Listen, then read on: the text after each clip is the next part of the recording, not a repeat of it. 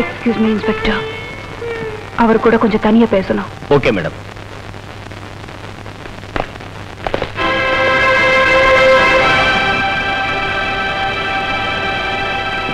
பாண்டியா, தோத்துட்டோன்னு கவலைப்படாத.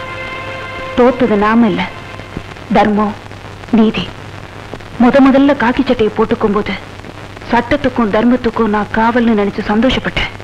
ஆனா அந்த காக்கி சட்டைய என் மேல கொலகாரிங்கிற பழிய சுமத்தி எனக்கு ஆயுள் தண்டனை வாங்கி கொடுத்துடுச்சு.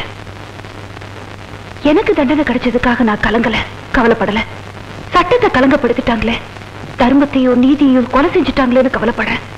பாண்டியா, நீ முரடனா இருக்கும் போது, நாட்டுல நடக்கிற அதர்மங்களை தட்டி கேட்ட போது, சட்டத்துக்கு விரோதமா நடக்கிறேன்னு நான் உன்னை கண்டிச்சிருக்கேன், கைது கூட பண்ணிருக்கேன்.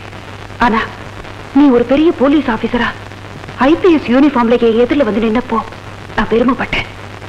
உண்மையான குற்றவாளிகளை தகுந்த ஆதாரங்களோட நீ கோர்ட்ல கொண்டு வந்து நிறுத்தினப்போ சந்தோஷப்பட்டேன். ஆனா லஞ்சம், ஊழல், பொய் சாட்சி, பதவி பலம், பணபலம், இதுக்கு முன்னால காக்கி சட்டை தோத்து போயிடுச்சு. பாண்டியா, இனிமே உனக்கு இந்த காக்கி சட்டை வேண்டாம். இத கைட்டு எறி. இது உனக்கு பலம் இல்ல, பலவீனம். நீ பழைய தம்பியா, பாண்டியனா, வீரனா, யாருக்கும் பயப்படாதவனா, எந்த காவலுக்கும் வேலிக்கும் கட்டுப்படாதவனா மாறு. அரசியல்வாதிகள் தீவிரவாதிகளின் அயோக்கியத்தனங்களை அடியோட அறுத்தெறி, பூண்டோட பொசுக்கு. உண்மையான பலமும் வீரமும் காக்கி சட்டையை போட்டுக்கிட்டு கடமைக்கு கட்டுப்பட்ட காரணத்தினால பலவீனம் ஆயிடுச்சு. இனிமே உனக்கு இது வேண்டாம்.